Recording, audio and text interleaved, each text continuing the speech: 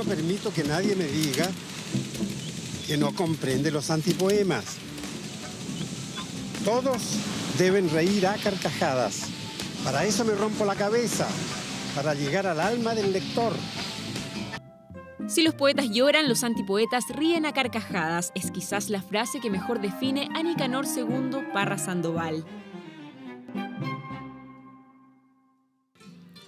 Es el antipoeta que rompió con la formalidad de la poesía, genio para algunos, loco para otros. Y es que para entender su personalidad hay que conocer su origen, que se forjó en San Fabián de Alico, cerca de Chillán. Hijo de una modesta familia, la riqueza venía en la sangre. Sin lotería yo no estoy aquí. Se comprueba la teoría de Leonardo. 1% de inspiración, 2% de transpiración y el resto, suerte. Una campesina como madre y un profesor de matemáticas y músico de padre, nace un 5 de septiembre de 1914. El mayor de 8 hermanos de una familia de artistas. ¿Y qué artistas? La Violeta de Gracias a la Vida, el tío Lalo y Roberto de la famosa Negra Ester. Se casaría 3 veces y de estas uniones nacerían Catalina, Colombina y Juan de Dios. La Parra madre. La mamá de la Violeta Parra Sandoval. Clara Sandoval, Navarrete.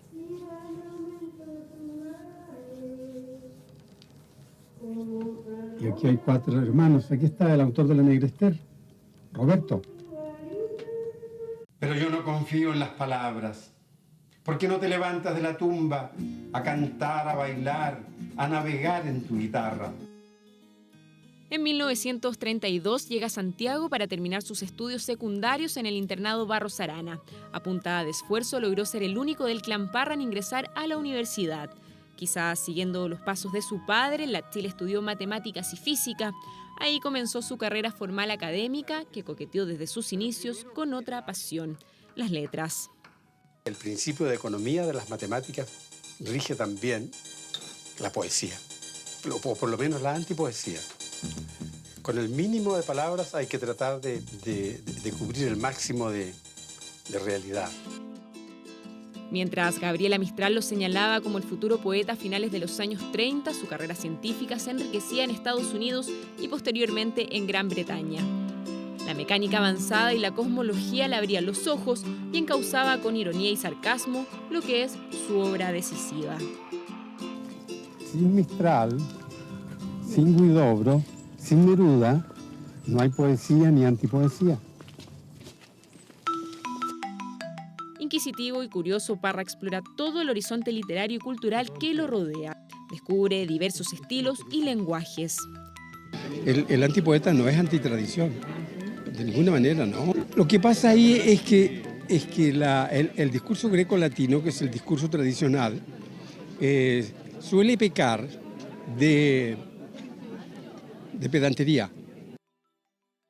Y entonces el público se rebela contra esta pedantería y opone a la pedantería otro vicio, que es la vulgaridad. Entonces el antipoema es una mezcla de pedantería y vulgaridad. En los años 50 define la poesía como de primera necesidad, nunca como un artículo de lujo. Deja lo clásico de lado y crea su propia fórmula poética, lenguaje cotidiano, chilenismo y hasta dichos sacados de grafitis. Así construye sus versos cargados de ironía. ¿Por qué te dedicas a la poesía? Porque no le tengo miedo al ridículo. ¿A quién piensas dedicar tus obras completas? ¿A Dios, exista o no exista? ¿Cuántas son Dios más Dios?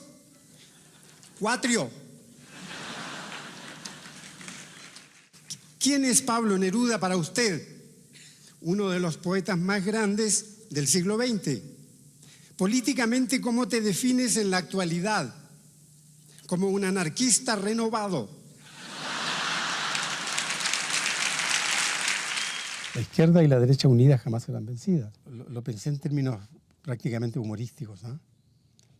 Pero me extraña mucho que en la actualidad se diga que esta es es una afirmación que tiene sentido. De ello nace Poemas y Antipoemas, obra en la que desarrolla una propuesta literaria distinta a la que ejecutan los escritores chilenos contemporáneos, una forma radical de hacer poesía que marca un capítulo aparte en la literatura latinoamericana.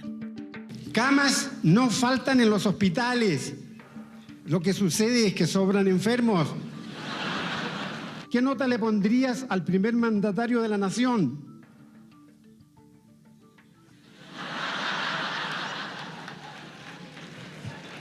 Un 6 a 7, en escala de 1 a 5.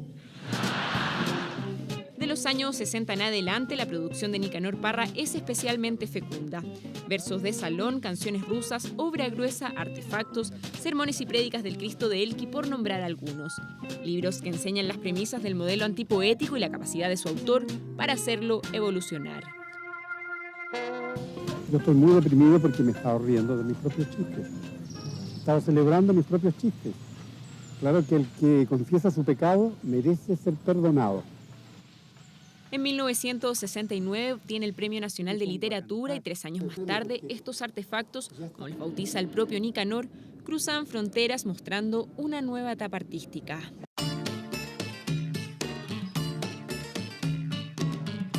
Parece que lo que hay que hacer es jugar más que pensar. Y eso es lo que estamos haciendo en este proceso. Porque esto no es arte, ni filosofía, ni poesía, sino que es más bien juego. Usted sabe muy bien que yo soy antipoeta. Yo estoy en contra de la poesía. No era más que su sarcasmo característico, objetos unidos a una frase con los que el poeta da un nuevo significado a la realidad. Padre nuestro que estás en el cielo, santificado sea tu nombre, etcétera, etcétera. Ustedes ven que, mirado desde lejos, en realidad el mensaje subliminal del Padre Nuestro es el que ustedes ven ahí. En la sede de UTEF pasa su mayor tiempo como académico. Las aulas de la Facultad de Ingeniería de la Universidad de Chile parecieran recordarlo como maestro. A tanto llegó la importancia de su estadía que uno de sus alumnos homenajeó su forma de enseñar. Antiprofesor se llamó la exposición que levantó en su nombre.